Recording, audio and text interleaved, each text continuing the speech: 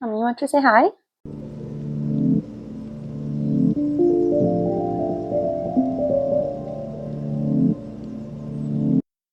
Welcome back, everybody, and we're starting a new series, playlist, whatever you want to call it, on our channel, and it's going to be called Lost the Plot.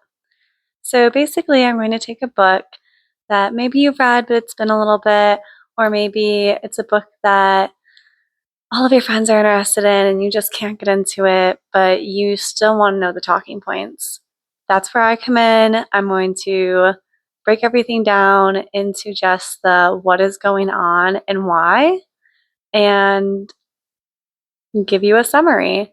Shout out to Carrie from Carrie Can Read, because I've watched like all of her plot summary videos and I thought they were really well done. So I thought I would try my hand at it. I have my handy dandy notebook. I have my feather pen that I will be using as a pointer. And I have the book on display behind me. So with that, we're going to be doing a plot summary on the Ballad of Songbirds and Snakes. The Hunger Games has always been one of my favorite series, and I've loved getting it back into it as an adult with the new books that have come out. With Sunrise on the Reaping coming out earlier this year, I decided it might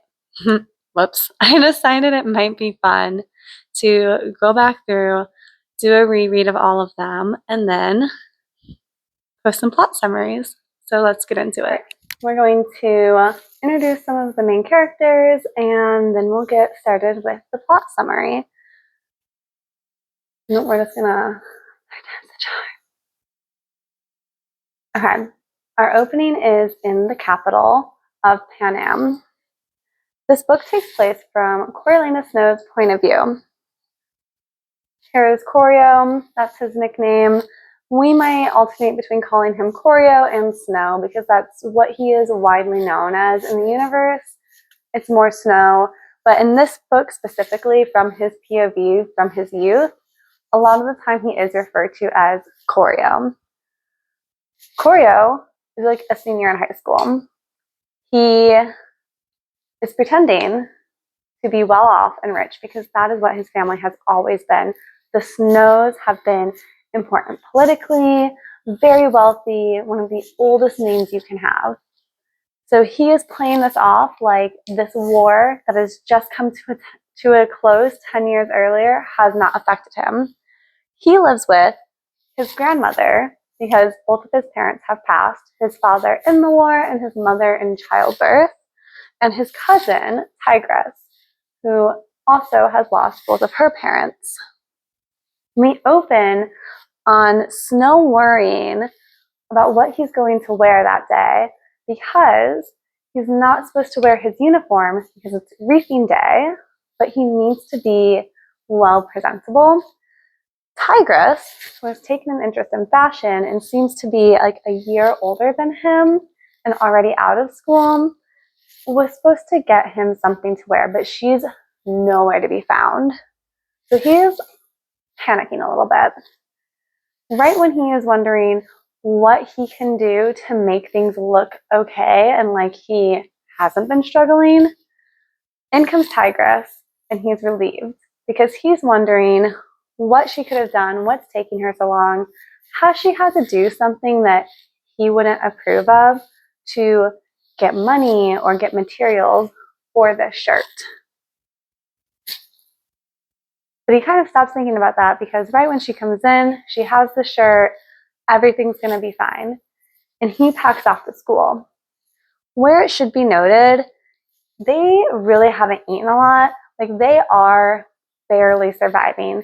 They're keeping this penthouse apartment that they've always had, using just Tigress's income as like an assistant to a designer to keep the appearance of being wealthy without ever actually being wealthy. He's thrilled because when he goes to school, they provide free lunch for everyone, which means he's guaranteed at least one meal a day.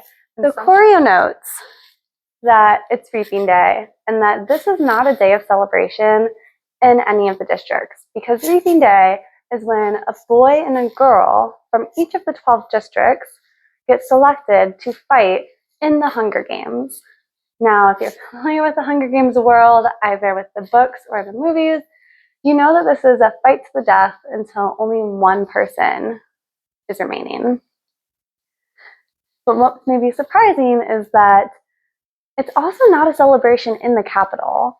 You have adults that are heavily drinking or imbibing to kind of get over the day. They're not necessarily excited about the Hunger Games either. What's different about this Hunger Games, the 10th Hunger Games, is that now students in the academy, like the high schoolers, are going to be paired with the tributes from the districts as their mentors. So here's a picture that's just going to represent all of the mentors, but I've also kind of popped over here pictures of the tributes with their mentors, in some cases where we could find a single picture. I'm also going to take a second to shout out producer Brandi, who found all of these pictures for us and really helped me pull together for this video. So thank you, producer Brandi. I know you're watching this one, and it really means a lot to me, and hopefully to everybody else. An important thing to note that Snow is a smoozer. He's really good at reading people and seeing how he needs to present himself to make sure he gets what he wants and keeps up the appearance that he's trying to keep up. Down here, we have Dean Highbottom, and the limited amount of information that we have right now, we just know that Dean Highbottom, not too much a fan of choreo. In fact, Dean Highbottom seems to be able to tell that choreo is not what he's presenting. He can read Coriolanus, and he makes little barbs at him like, oh, wearing your father's shirt, looking a little bit slim. How are you going to afford university next year? He also is in charge of who is paired up with whom. And Snow is expecting that he's going to get one of the better districts. Even at this early stage in the games, districts 1 and 2 are still more well-fed, and they've already started to show that they are more likely at winning the games. So he's hoping for one of these tributes. And instead, we wrap up the first chapter with Coriolanus being told that his tribute will be the girl from District 12. He's pretty devastated because he's like, there's no way someone from 12, especially the girl, is going to win. No way. So now we start seeing the reaping happen live, and the most notable thing is that Lucy Gray Baird is reaped from District 12. And as she's walking up to go to the stand where, you know, they will kind of show her and send her off, she stops over at Mayfair, who, we don't know it yet, but they are not friends. And she slips something out of her pocket and down Mayfair's dress, which happens to be a snake. Now, this really excites the audience, and like everyone, people in 12, people in the Capitol, everyone is interested, and she has people's attention. And when she makes it up to the stage, she even is able to kind of like take the microphone and sing, which really makes everybody pay attention to Lucy Gray Baird. Now this intrigues Snow. He's like, this could be a good partnership. To note, he still doesn't think that she has any chance of winning. He just thinks that this will allow him to do better as an assignment, because this is an assignment for these students. How far can you get your tribute in the Hunger Games? So throughout the book, we get flashbacks from Snow, either during the war or immediately after the war, showing you he's traumatized. He has seen some things. Notable things he's seen is when people are starving, a lot more starts to look like food. And he notes that his little family never crossed any lines, but he could see how that would happen. And he did see some questionable dinner choices. We'll leave it at that. Moving right along, the tributes have all been selected and they are on their way to the capital. Snow wants to make a good impression, so our boy Corio shows up to the train station, and the peacekeepers, this is my general peacekeeper sticky note, don't they look so lovely? The peacekeepers are kind of indifferent to him. They don't know why he's there, but they also don't care. It's like, I don't get paid enough for this, so do whatever you want, kid. Just stay out of my way.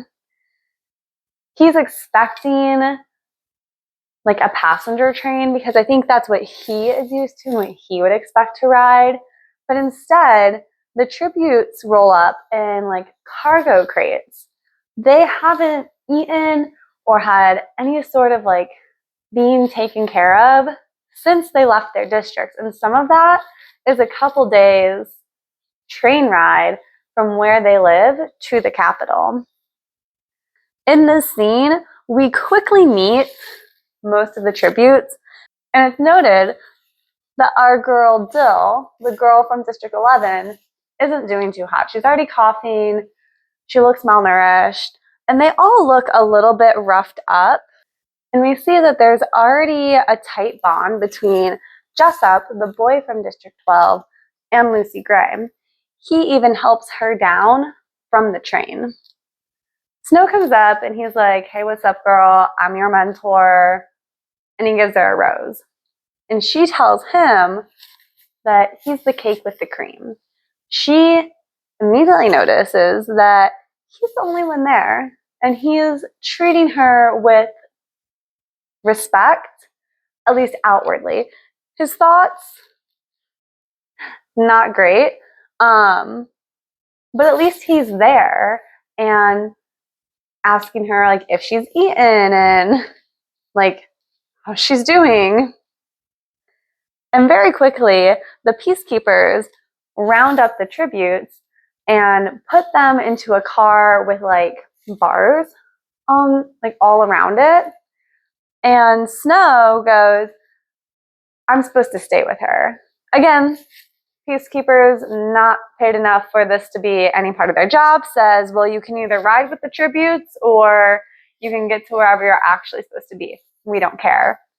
So in a split-second decision, he hops in the back of this truck, this transport, with a whole bunch of kids who have nothing else to lose. They're about to be in the Hunger Games, and he just goes with them. And he like pretty quickly is thinking to himself, what have I done? And there's even a moment where the tributes talk about killing him. He's clearly from the capital. And what else is the capital going to do to punish them? They're gonna die anyways. Lucy Gray intervenes. She's like, hey, don't touch him. He's my mentor. So they end up in the old Capitol Zoo. They're in one of the old enclosures, and there's a whole bunch of people already watching them. And Corio starts to freak out. He's like, oh my God, again, what have I done? Miss Lucy Gray slips up behind him and whispers in his ear, own it. And that's what he does. He straightens up, puts on a smile. After they pull him out of the zoo enclosure, he is immediately taken to the Citadel, and he's taken to a lab where we're introduced to Dr. Gall. Now she is the head game maker, also a scientist. She experiments with different animals. We get the sense that she's insane, and it kind of feels like he is a pawn in her experiments. I'm not even going to say games. in her experiments of what she can do, how she can push buttons to get certain reactions. We have a class with the tribute, or not the tributes, the mentors, and then we end up back at the zoo where we are already seeing this mentality being ingrained in the young people of the capital of an us versus them. We are one type of human. In district, completely different. Subhuman, lower, on the same par as animals. Lucy is introduced to some of the capital children, and they are insisting that the tributes need to be locked up. Like, they need to have the bars between them, and it might be fun to come and feed the tributes, but you don't want to get too close. We're also introduced at this time, or we have been introduced, but this is the first time I'm going to introduce him, to Sejanus. Something of note is that Sejanus, though living in the capital, was born in District 2. So he is a lost soul. The capital kids don't see him as capital, but the district kids don't see him as district. And he is the perfect foil to Choreo.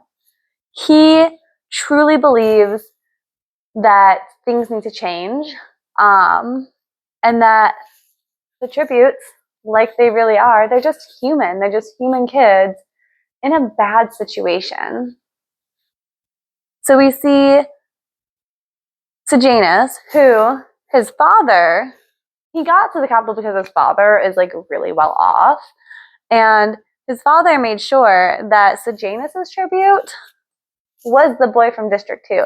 This is a boy that he knew and grew up with. Sejanus brings food to the zoo as well and is trying to feed Marcus, the boy from District 2, to no avail. Marcus wants nothing to do with Sejanus, but at least some of the other tributes are taking the food that Sejanus is offering. And we get some more of Snow's inner thoughts about Sejanus and how they're not friends. Like, he looks down on Sejanus, but he thinks himself above the other students who openly disdain Sejanus. He kind of treats him indifferently. And we also hear his thoughts of looking at Lucy Gray and saying, she's drab, she's nothing special. I guess she's nice for a district girl, but nothing to catch your eye.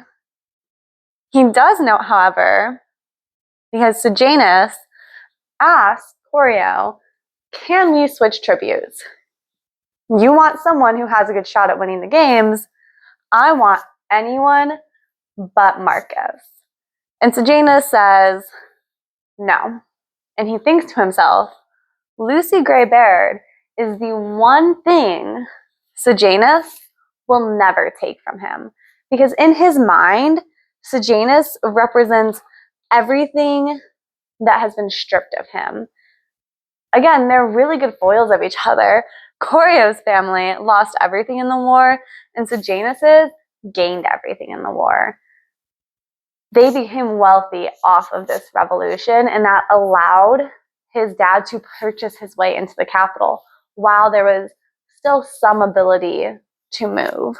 Over the next chapter, we get to see more of the older, or like the adults, the elderly and the adults of the capital, instilling into their children the otherness of the district.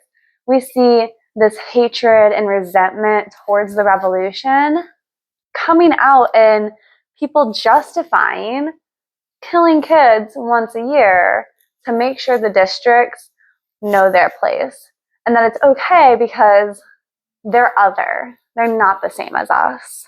We also have another school moment where we have Sejanus kind of going at it with Dr. Gall with Dean Highbottom in the background. And he is asking, what is the morality of the Hunger Games? Have the districts not been punished enough? Why do we need to keep dragging up the past? And Dr. Gull kind of insinuates that this is a needed reminder. Without this reminder, there would be another war, and we would just be right back here. We end the chapter with Arachne Crane and the other mentors at the zoo trying to feed their tributes, but Arachne is doing a little bit differently. Homegirl has a sandwich that she has for her tribute, but instead of just feeding her tribute, she's kind of making fun of her tribute. She puts the sandwich close and then pulls it away. And again, these kids have nothing to lose. They all know that all of them except one are about to die. So her tribute finds a sharp object and kills her in front of everyone. And the peacekeepers, the peacekeepers shoot and kill the District 10 girl. So we're not even at the Hunger Games yet. A mentor, dead. A tribute, dead. The playing field has already started happening. But this year, Capital kids are going down too. Now, the other students that are there are pretty shocked and distressed by witnessing these very brutal deaths, even though they've witnessed them for the past 9 years. But there's something different about seeing something on a television screen and seeing someone's life end right in front of you. Now, the rest of them are very distressed, and they just kind of go home and do what I think most people would do, which is grieve.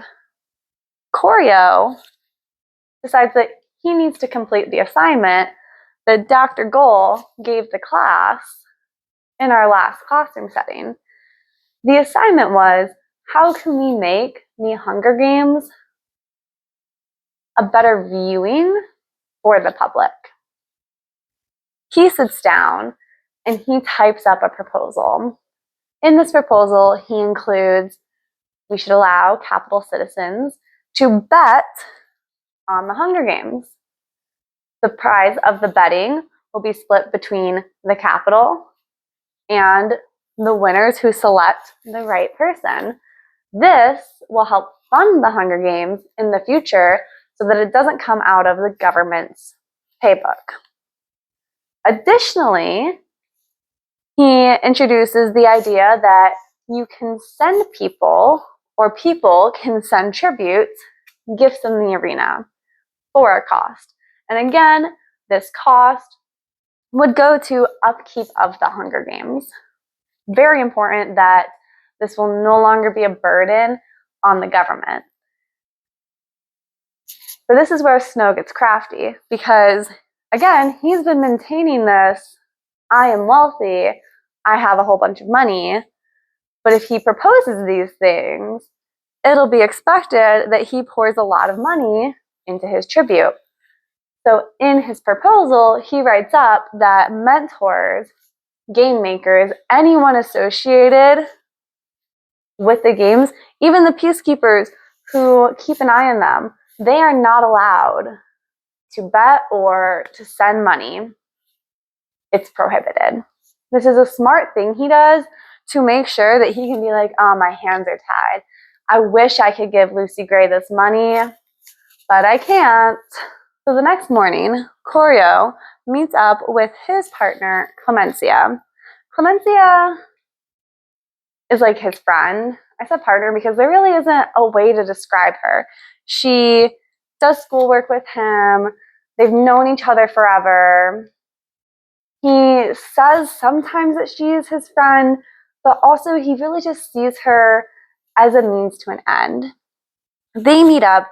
She talks about how she's distressed over what happened last night, and he lets her know, don't worry, I did our assignment, it's turned in, nothing to worry about.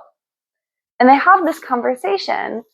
Are the Hunger Games actually going to continue? Nobody likes them. If nobody likes them, why would they keep happening? With that conversation being had, they're on their way to Dr. Gall's office, which is also just her lab. And she commends them on completing the assignment. Now, Dr. Gall, as we've said, is insane. And she goes, "It's only me. I dropped the paper that you wrote in my little snake pit. Would you go ahead and grab that out for me? It shouldn't be a problem, you know?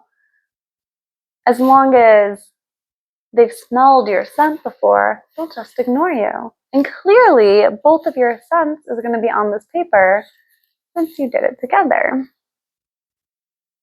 Clemencia is a little bit nervous because, as we know, she had nothing to do with the assignment. But she goes in and puts her hand in the snake pit, is just about to grab it out when one of the snakes bite her. And it should be noted, these aren't normal snakes. Oh no, these are Dr. Gall's mutts. They are rainbow colored, bright. They're not hiding from anything. They bite her and suddenly everything starts to change. She screams, her veins start to turn colors. It gets intense. She's rushed out. And Corio's there like, oh my God, what just happened? Gall insists, please go ahead, grab your paper. Corio, kind of stuck in a rock and a hard place, does it, and he is ignored by the snakes because he did type it up. And Gall commends him for completing the assignment and for his ideas. She said, this is what we need. He's freaking out. He's like, oh my God, did Clemencia just die? What is going on? Gall's insane. So, just a little recap. We're down a tribute. We're down a mentor. Another mentor is down and out for all we know. Corio's starting to be like, these Hunger Games getting a little bit intense soon. So while we're planning for Arachne's funeral, because it's going to be a very public thing, we also have prep for the Hunger Games still going on. The problem of feeding the tributes and making sure they survive to the Hunger Games and getting everybody ready. So we see this funeral parade where Corio is actually asked to sing the national anthem because he knows it by heart. And he does.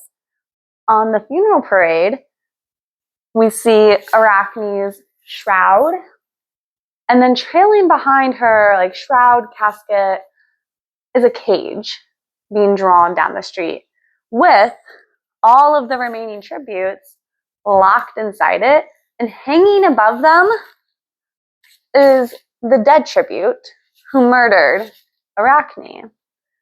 Pretty brutal imagery showing the place of, you might take one of us out, but not only do we immediately take you out, we also still have your children, and we're going to make them fight to the death.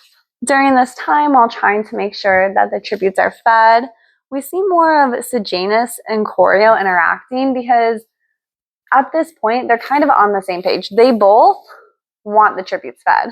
Sejanus wants them fed because they're people.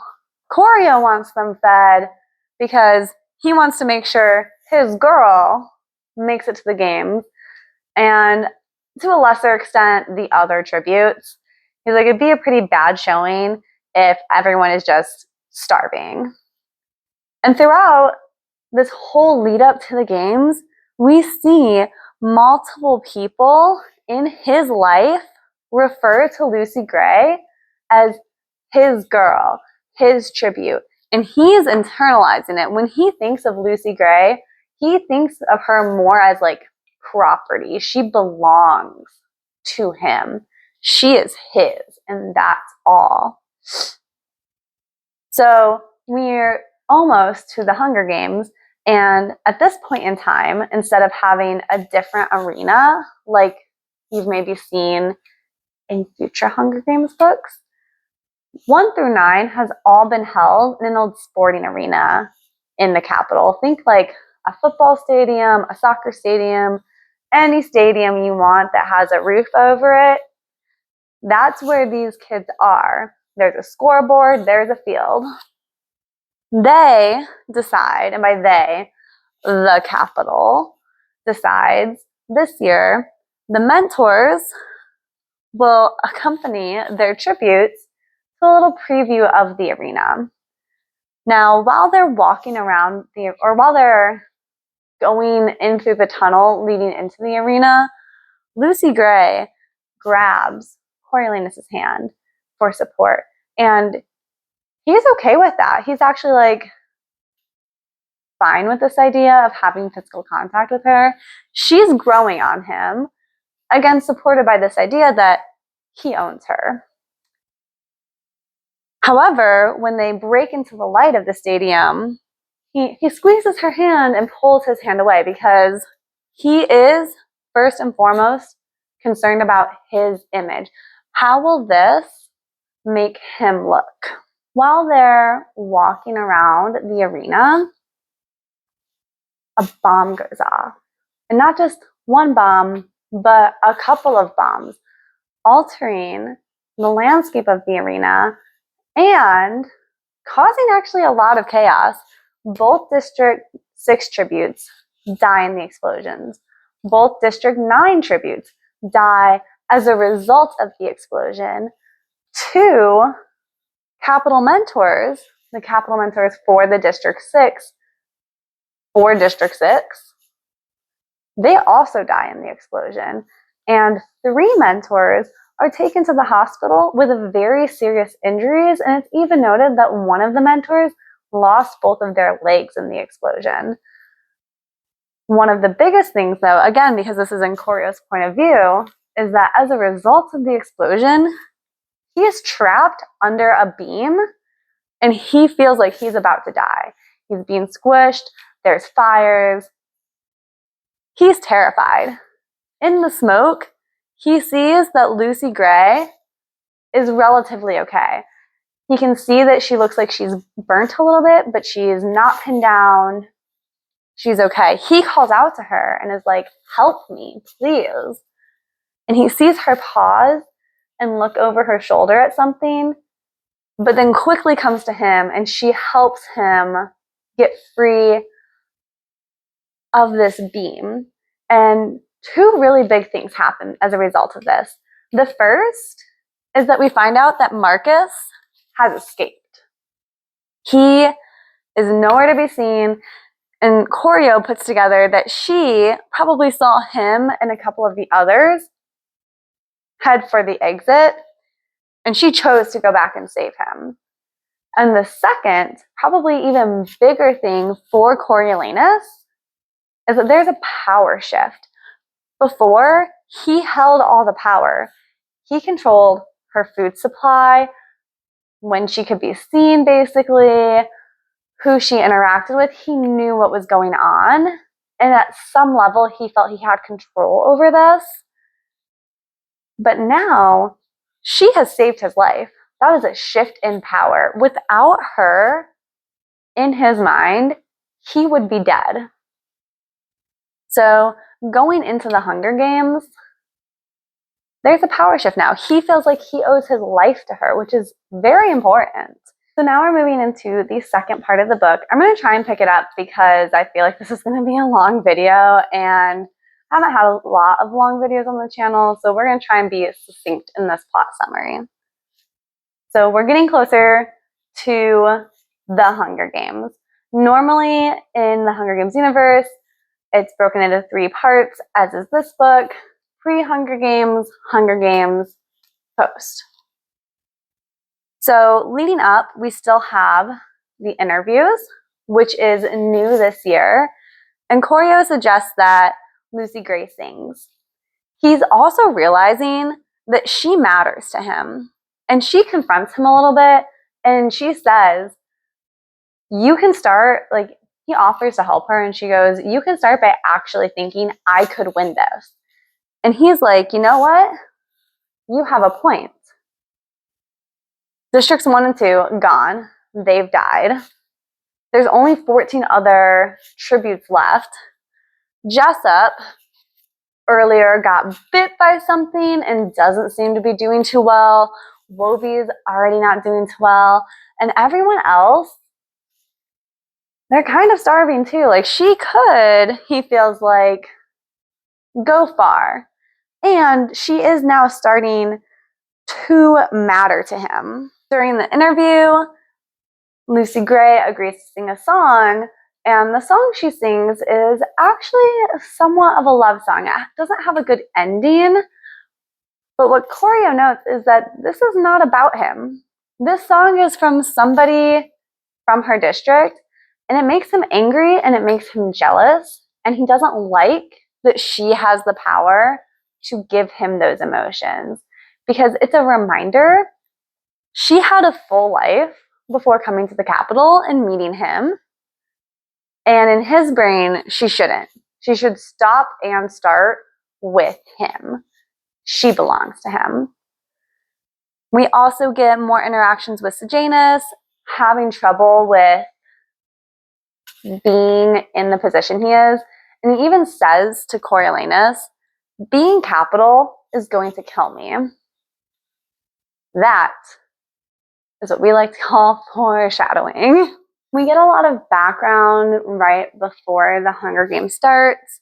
They get into a little bit of a tiff because of her song, but they quickly push it aside. Sejanus is kind of crashing out because Marcus is gone, which is good, but he doesn't know what happened to him, which is bad. Kids, Capitol, and District are dying, and there's just a lot going on. We also learn that the Snows, as a trio, might be getting kicked out of their penthouse because they can no longer afford it. And these two keep it from their grandmother, and they try and make a plan of how can we survive, afford this apartment, and have Choreo go to school. All things to maintain the image that they are not suffering and didn't have a fallout from being at war. We're also introduced to Lucky Flickerman, who is going to be the very first host ever of the Hunger Games. He is also a weatherman and a magician. It is officially the night before the Hunger Games, and Coriolanus decides Lucy Gray really matters to him. And in doing so, he takes one of the last tokens he has of his mother, which is a compact, and he empties out the powder so that it's just the mirror and like a little dish where the powder once was, and heads to the zoo. At the zoo, he hands Lucy Gray this compact and goes, this can be your token.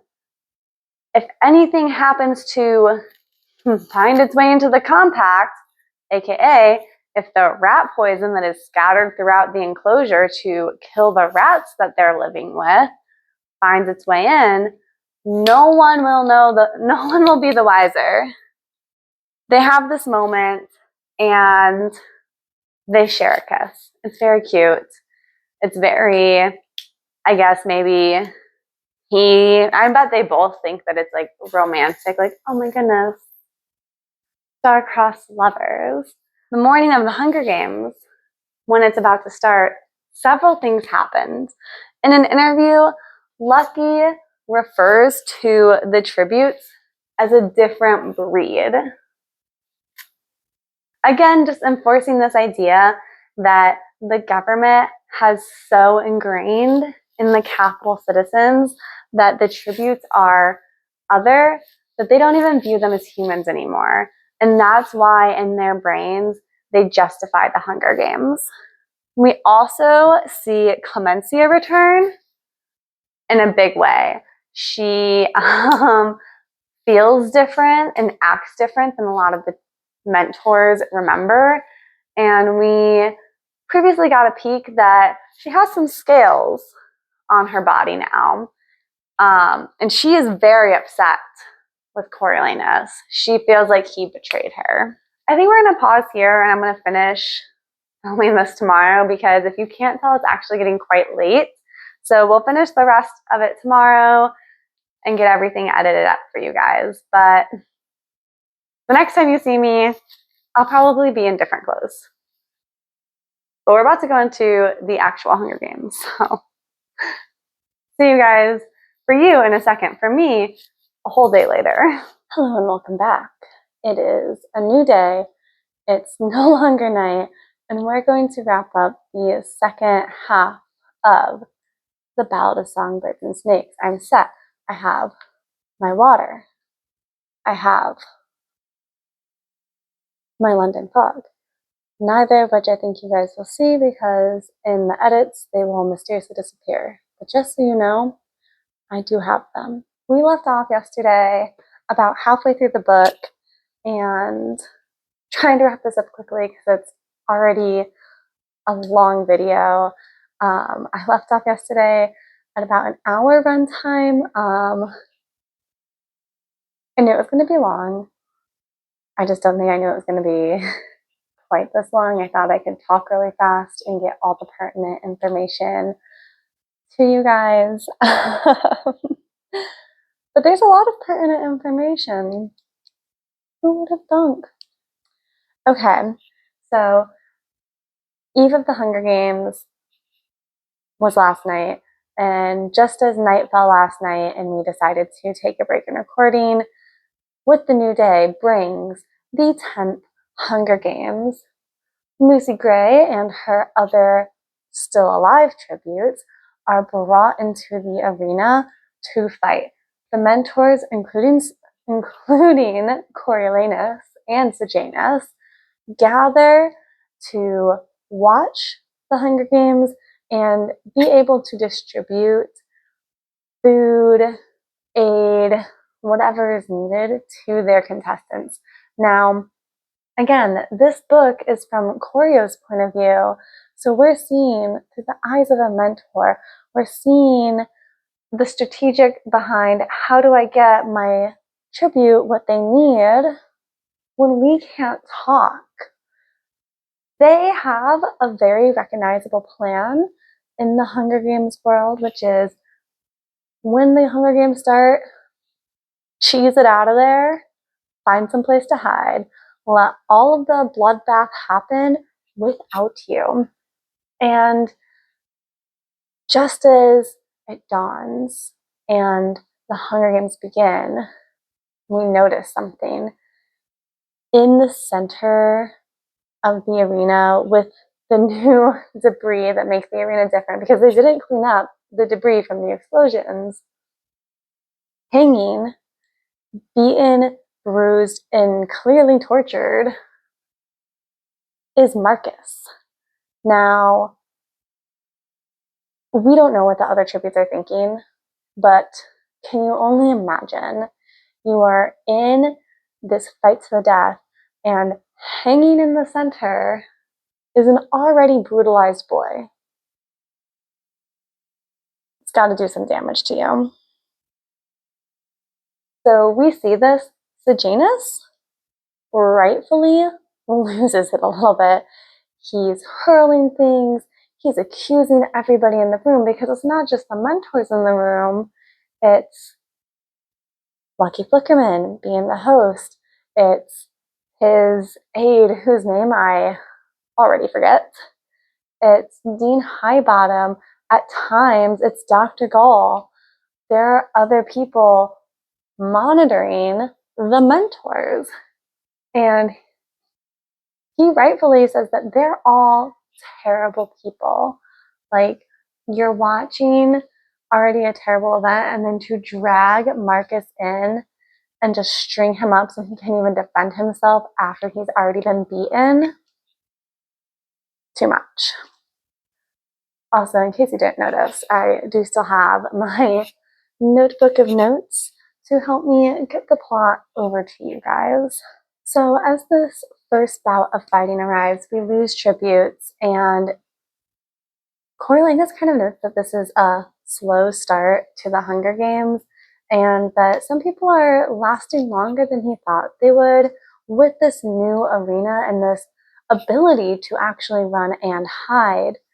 He notes that it lasts long enough that they bring in the mentor's dinner, and it's a nice dinner. So now he's thinking, hey, not only do I need Lucy Gray to survive so I have a chance at a scholarship and to prove myself and do well in this assignment, but the longer she's alive, the better I'm eating. So once again, we see that his basic needs and survival directly linked to Lucy Gray. There is a moment where it's noted that Dill emerges and you can see her coughing and blood dripping from her mouth because, as we remember, she was already sick to begin with. And Coriolanus is absolutely repelled by this. He thinks it's disgusting. He doesn't like the sight of the blood dripping from her mouth at all, which again, foreshadowing, hang around throughout this whole series of Lost the Plots will tie back to those. So at the end of the first kind of like day of fighting, things settle down.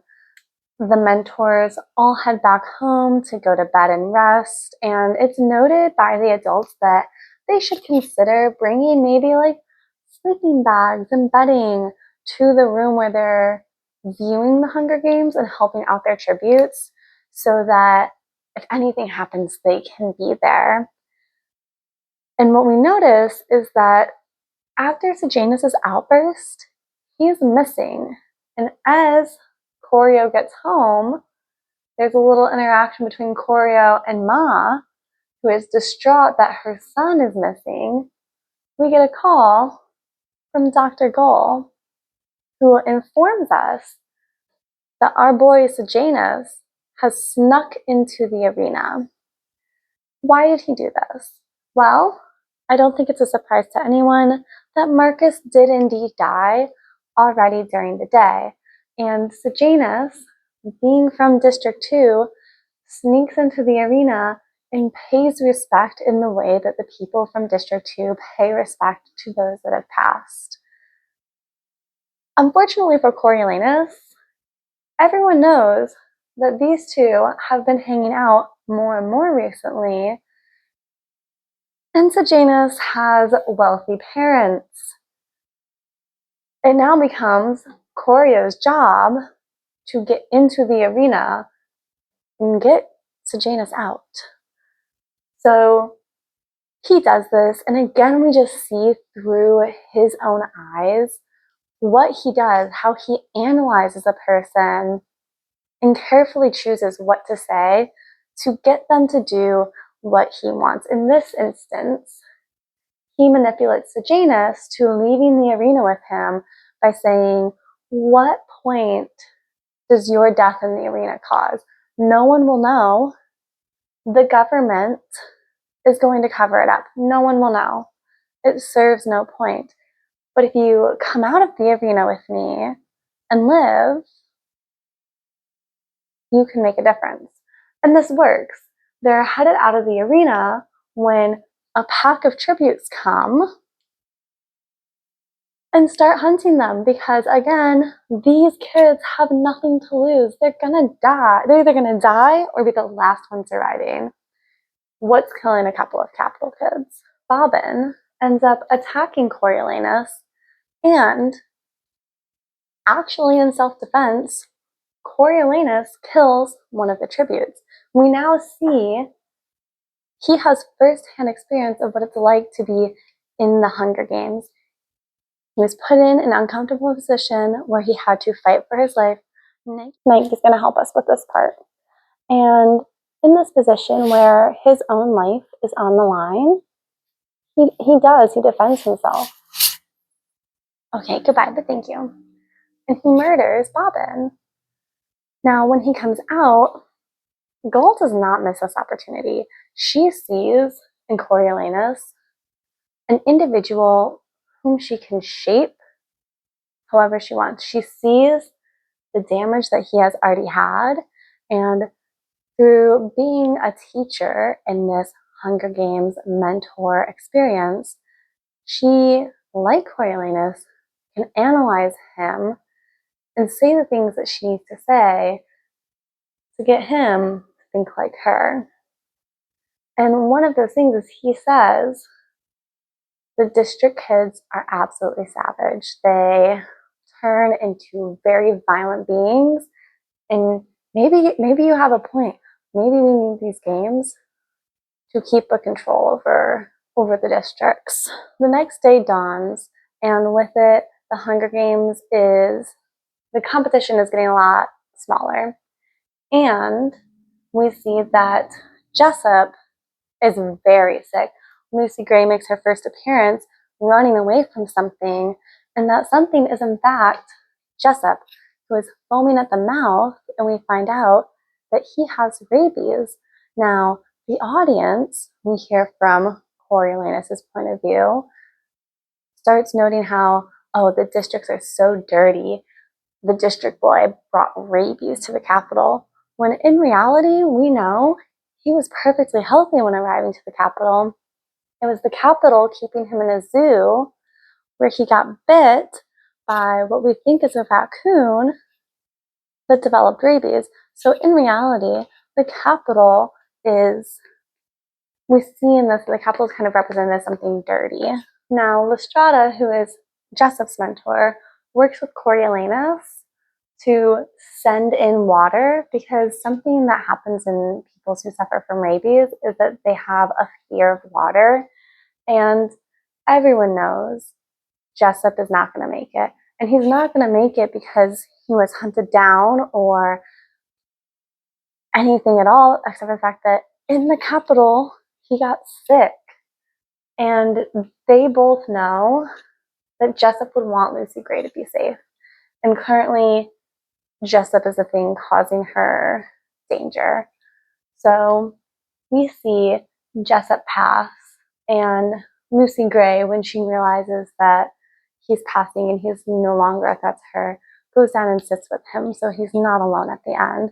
Again, just highlighting that she's just a girl who is in the worst possible scenario, and yet she still finds it in her to make sure that though someone from home, but someone who's a competitor, doesn't die alone. Now, while the Hunger Games is going on, in his personal life, we see that Tigress has received the letter that there's going to be tax now on their apartment, which is something new and is something that will ultimately displace the Snows from their apartment. And he's now coming to terms with how drastically different his life is about to be and how that makes him feel. He thinks about how this will affect Tigress and her future, and if his grandmam, can survive this. We see his thought process of possibly blackmailing Sejanus's father, and in the moment he thinks, no, he's above that. And we also see in interviews with Lucky and his assistant, Coriolanus, continuing to say that Lucy Gray is not district. He continues to paint her as closer to the capital. She's Covey. She doesn't actually belong in District 12. It was a terrible tragedy and a mistake that they got pushed into District 12.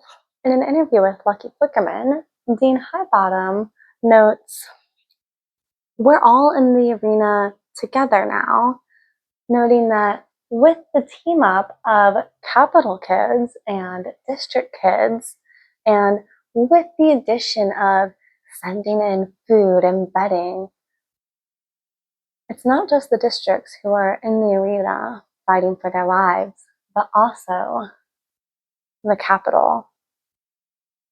Lucky, our lovable weatherman, who really just wants to get a new gig, I think, kind of brushes over this, which is really unfortunate. We see time and again characters that have the position to make change and make things better constantly be sidelined by stronger personalities who want to keep things the same or make them worse. We also hear that the 3 mentors, if you forgot, 3 of the mentors are in the hospital as a result of the explosions, and those 3 mentors have all perished. And Gall, in her own interview with Lucky, promises retribution in a big way. And we think, how can it get any worse? They're in the Hunger Games. Well, Gall is not only going to approve the introduction of betting and helping tributes this year, she is going to introduce mutts. She doesn't directly say this in her interview, but we have already seen into her lab that she experiments on animals. And when, after this interview, Snow is called to her lab, he sees the same snakes that bit Clemencia earlier, and suddenly it all clicks for him. He knows that the snakes were not just a fun design in her lab. They have a bigger purpose, and he can already picture the snakes being released into the arena. He pictures his girl being bitten by a snake and not able to recover like Clemencia has. But he also knows the secret to the snakes, which is if they're familiar with her scent or your scent, they're just going to ignore you. And what has Coriolanus kept on his person? A handkerchief that he used to wipe away Lucy Gray's tears. So he very casually, when left alone in the lab, takes that handkerchief and drops it into the bin of snakes. So now, if that actually happens like he thinks it's going to happen, Lucy Gray's scent will be familiar to the snakes. So Coriolanus leaves Dr. Gull's lab after doing this little rebellion of his, and immediately we see him questioning why he did this, and he quickly justifies it as he has such strong feelings for Lucy Gray. He's questioning why he did this act of rebellion, and he justifies it by saying he must have strong and real feelings for Lucy Gray. If it were any other tribute, he wouldn't have done it.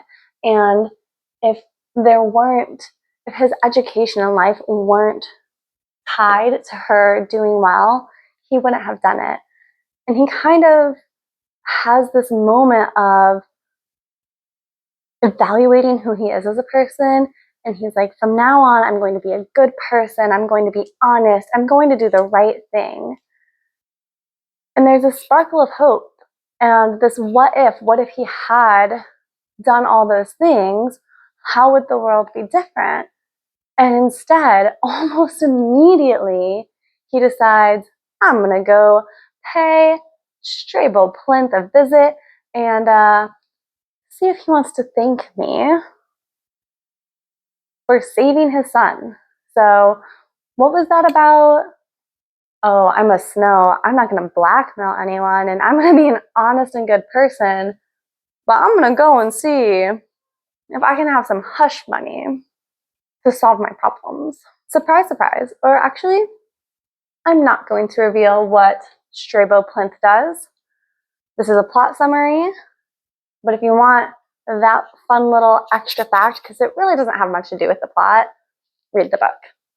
But we go back into the arena. Well, I guess we don't because Coriolanus doesn't, but we're back to being a mentor and viewing it, and we see that he is in fact right. The snakes are released into the arena, and the current frontrunner of, where is she?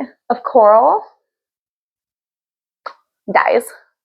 We also, I didn't mention it earlier, but Wobie dies as a result of Lucy Gray secretly poisoning her with the rat poison that she snuck in earlier. With the introduction of the snakes and multiple front-running tributes dying, How does Lucy Gray get past this? The snakes ignore her because they have her scent?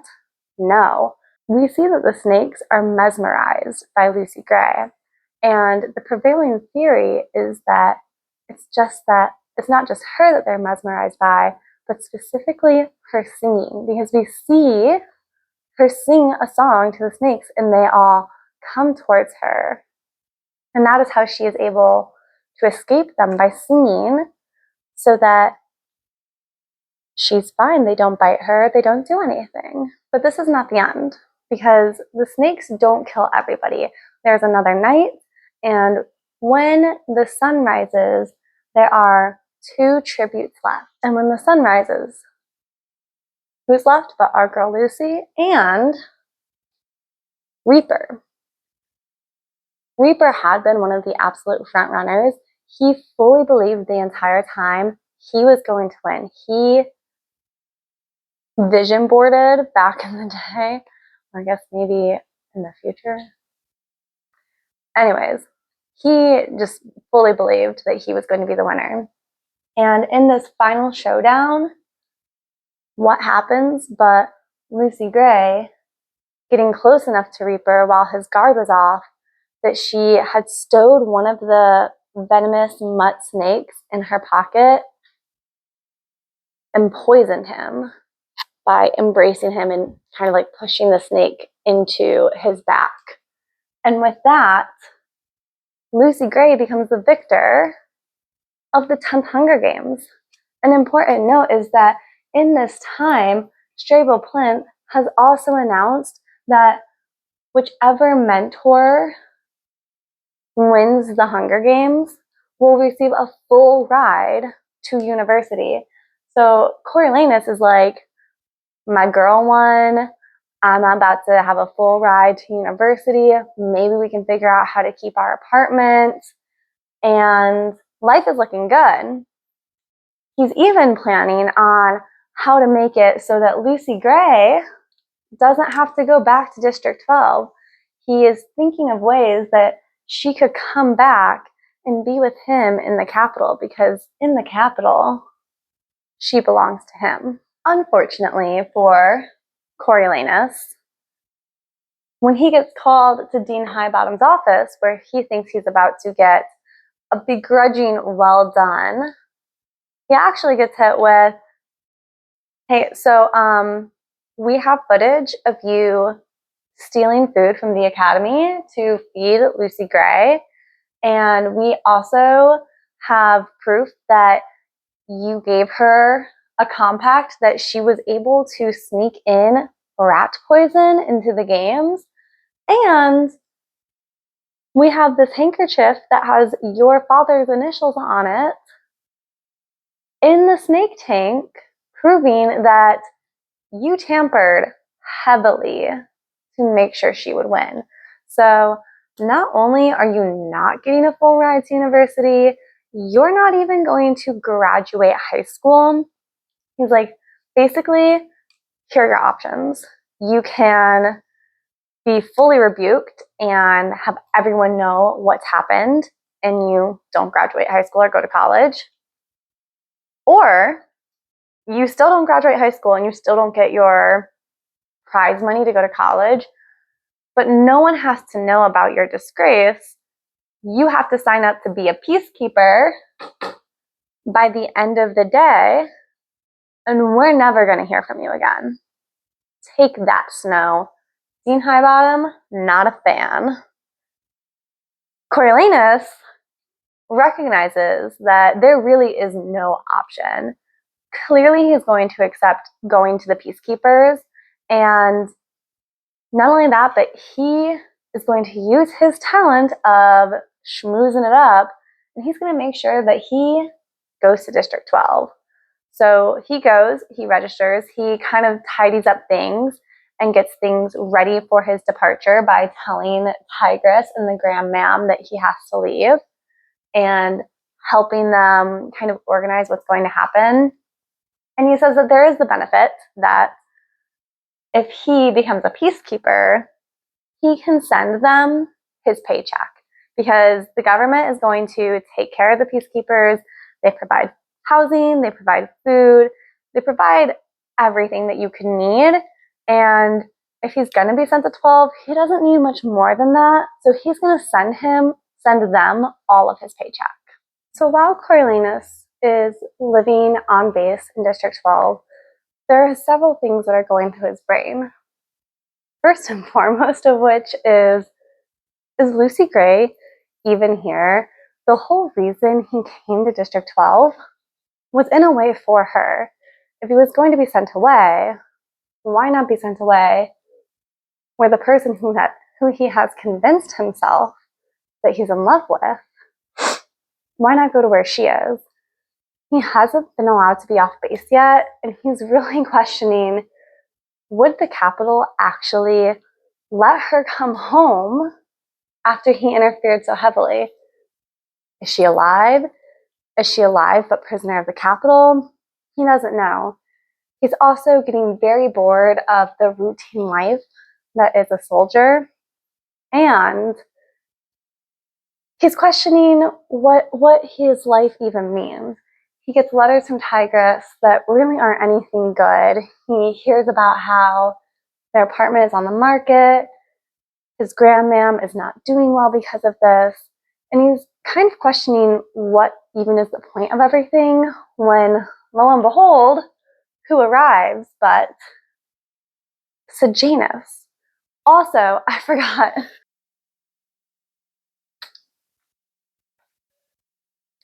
We have to update our picture of Snow because he's no longer the capital boy, heir to the Snow name, and not fortune, but everything else that it means to be a Snow.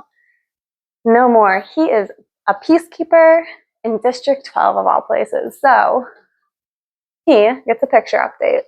Along with Sejanus' arrival, Snow's life gets increasingly better. Sejanus lets him know that he bartered for his best friend and made it so that it seems that Sejanus graduated high school. This gives him opportunities. He can now go to officer training school if he passes the exam. He also hears that a local singer who's been away for a while in the capital is back in town.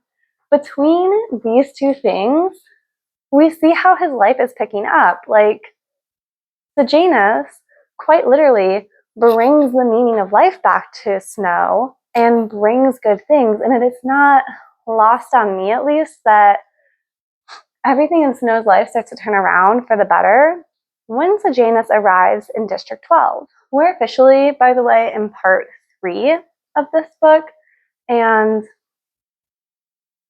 I feel like a lot happens, but the necessary plot points can be generalized. So though this is a very important part of the book, and it's a third of the book, we've set up enough things that I feel like we're just gonna zoom through. Okay, so what happens? These two meet up again.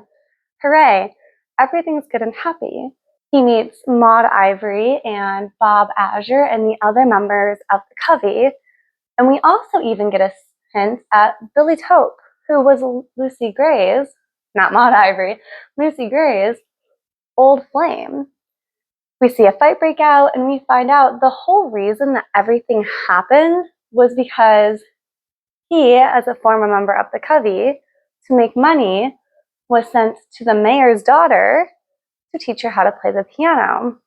They started dating, and Billy thought that he could date Lucy Gray and Mayfair at the same time, and no one would notice.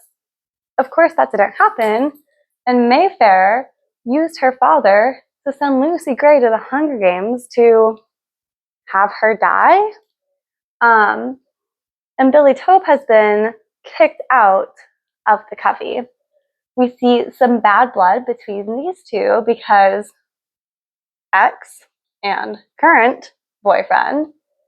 And we also see Billy Tope and Sejanus start talking.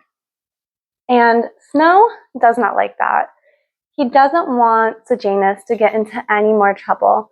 He feels strongly that his life fell apart not from his actions, but from Sejanus's actions, from him having to go save Sejanus in the arena, from Sejanus not just being grateful to live in the capital. So Snow tries to put a stop to this. We also see Sejanus's growing discomfort with being a peacekeeper. The pair of them have to go to a public hanging. We see that Sejanus doesn't like being part of the capital in any form and any extension, including being a peacekeeper, because he doesn't agree with what they're doing. And he wants to fight back. He wants to do good. We also see in this perfect foil, whereas he is feeling worse and worse, not Sejanus, Snow is feeling better and better. He likes the feeling of being in power. He likes showing the district that this is what they deserve. He likes being near Lucy Gray, but he also questions if it wouldn't be better if Lucy Gray were captive in the capital, because at least then he would know exactly where she was. We also start to see some tiffs between Coriolanus and Lucy Gray, because she has similar beliefs to Sejanus. She doesn't think that the capital has the right to do what they're doing. She values her freedom. In what could be described as maybe the climax of the story, during a show that the Covey is putting on in the Hob, we see Sejanus sneaking out to meet up with Billy Tope to plan an escape. They're not planning on fighting anything. They're generally just planning on leaving District 12 to try and find a better life. And Coriolanus sees it as his responsibility to make sure Sejanus stays in line. So he finds them and is shortly followed by Lucy Gray. And when they stumble in on this meeting where there are other people involved, it ends with both Mayfair and Billy Tope dying. That was kind of cheesy. I'm really sorry. But they end up being shot. I need to stop calling him Sejanus. They both end up being shot. Coriolanus shoots and kills Mayfair, and one of the other people there shoots and kills Billy. Coriolanus kind of takes a sobbing and very post-traumatic stress-induced Lucy Gray and tells her to go back in and get on stage. That's going to be her alibi. Thankfully, the crowd is loud enough that no one heard these gunshots go off. In a cascading series of events, Sejanus admits to Coriolanus the plans to run off with Billy Tope. Sejanus is then betrayed by Coriolanus, who sends a recording of that conversation to Gaul. Now, in Coriolanus' mind, also just showing how young he still is, he truly believes by sending this recording, the worst that's going to happen is Sejanus' dad is going to take him out of the Peacekeepers, do a big donation, and basically force Sejanus to come home and work for his company, eliminating this stressor and nuisance in his life without any real consequence or any real thing happening. But instead, the other person who was witness to these deaths gets hauled in, and the very next day, Sejanus is arrested. We then see Sejanus' public execution via hanging, and Coriolanus is again questioning everything that's happened to him and what his future holds. Because though there are moments where we could see if he was a better person, him making a different decision, his number one priority always his own future, always how can he, from what is currently happening in his life, have the brightest and best possible future. And that to him is power and money. He is now sufficiently freaked out over all the deaths that have happened, and he doesn't see any way that he's going to have a future. So he ends up deciding with Lucy Gray to sneak off into the wilderness, basically taking Billy Tope and Sejanus's plan and going out and trying to just have a life, just the two of them. Now, despite the tiffs that they've had, they're both very excited for this. They get to spend forever together. And wouldn't that just be the absolute best until in the morning that they're supposed to go off, Coriolanus is called into the commander's office and finds out that he's been accepted not only to officer training school, but the elite program. And that the very next day, he's going to get shipped off to District 2 for training. Now, he's devastated by this news because that's exactly what he had hoped. He had hoped that he could become an officer and get prestige and power and control. And instead, because he killed Mayfair, and somewhere in District 12 there is this gun with evidence that he killed somebody, he can't do that now. He has to go off with Lucy Gray. And it's no longer this exciting journey with his girl. It's his only option. Now, when they start their journey, they stop by a lake house that's just outside District 12. And in the lake house, they find the guns.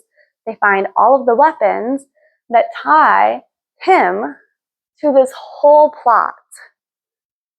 Also, as a very important note, Lucy Gray has told Coriolanus that trust is more important to her than even love is. Probably because she survived the Hunger Games. And when they're walking, he offhandedly notes that he's now killed 3 people. But she only knows 2 of them. Instead of telling the truth, he tells her, I had to kill my old self so that I could come with you. We aren't privy to Lucy Gray's thoughts. We have no idea what she's thinking. We only have Snow's perception of Lucy Gray, which is tainted by the fact that if the roles were reversed, I don't think he would believe her. So he's left alone in the cabin with the guns while she goes to get some Katniss, some swamp potatoes. And he decides right then and there, he's not going to throw his life away for some girl that he's only known a little while. He's going to get rid of the guns, and he'll tell her, Lucy Gray, I think you should still go out and find this new life. I'm headed back to become a really cool officer in the Peacekeepers. And as he decides this, he's like, she's been gone a really long time.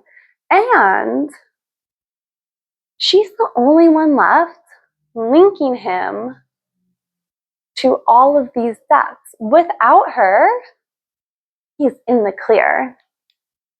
So he takes one of the guns and goes looking for Lucy Gray. And in his mind, he's like, I just need to convince her not to rat me out. It won't be hard. The girl is clearly in love with me. I'm the total package. That's not what happens. He finds a scarf that he gave her on the ground in the woods, and when he picks it up, a snake bites him. And this, in his mind, is Lucy Gray turning her back on him and trying to kill him with a venomous snake. We don't know what happens. He is actively losing his mind. He hears her, he shoots at something, but he never finds her body, and she just disappears. He goes back to the cabin, takes the guns, dumps them in the lake, and then heads back to base, where he gets his snake bite checked out and is told, "You're fine. It's not venomous at all. It's gonna hurt, but you should be fine." And with this, he moves on to go to District 2 to go to officer training. On the way to officer training, he falls asleep, and when he wakes up, he's not in 2, but in the Capitol, and Gull wants to see him. So these two have a meeting where Gull is like, "How'd you like your summer vacation?" "What? Summer vacation? You mean the start of the rest of my life as a peacekeeper in dirty old District 12? Gull is like, "Do you really think, my boy, do you really think that I would let you throw away your future like that? You needed some real life examples of those evil district people. So of course I let Dean Highbottom send you off to the peacekeepers. But college is about to start. You've clearly proven yourself and that you're loyal to the Capitol. I've gotten you an honorable discharge from the peacekeepers. You're starting college in a couple weeks. You are my personal best student, best buddy. You have a bright future. It's a good thing, Coriolanus, that I wiped out basically everything to do with the 10th annual Hunger Games." You're thinking it's over, right? It has to be over. Corio is on his path to become President Snow, evil dictator that we all know and hate. We see how his character has developed, but it's not over yet. Coriolanus, we get a little jump in time, shall we say, to him already being in college for a little bit, and we get a little bit more information, such as Ma and Strabos Plinth unofficially adopting Coriolanus because he was such good friends with their dear Sejanus. And what would Sejanus have done without Coriolanus? They save him and his family from having to leave their house. He has anything he could ever want. He's wealthy again. He is the heir to the Snow name and title and the Plinth fortune. We also see that he has decided he doesn't like what love does to him. He knows he needs to marry and produce an heir, but he's going to do it with someone who he can control, not someone who he has any feelings for. We also see at the very end this final meeting with Dean Highbottom, where he lays out basically how awesome he thinks he is and poisons and kills Dean Highbottom. This all shows the stepping stones that leads to what will be President Snow. And it all started with a traumatized teenage boy who only thought of himself. The last thing to note, and the very last words of this book, are actually "Snow lands on top." At the conclusion of the Ballad of Songbirds and Snakes, he has a bright future where he is going to get everything he ever wanted: power and control. And that has been our first Lost the Plot. Thank you so much if you made it all the way through this video. It's definitely going to be a long one, and I fear the other videos in this series will also be just as long. They might be shorter because I actually think this is the longest Hunger Games book. But don't fear. The channel will still mostly remain like a 20 to 40 minute video channel. I'm planning on doing these every other month. So this one is releasing at the end of June, and the next one won't release until August. So that'll take us kind of throughout the rest of the year to get through the whole series, which should work out well because in 2026 we will get the new Hunger Games movie, Sunrise on the Reaping. So if you're here all the way in the future, getting ready for that movie by watching this recap, thank you. Or whenever you're watching this, thank you so much for coming to my channel, and I hope you had a great time. Until next week, bye.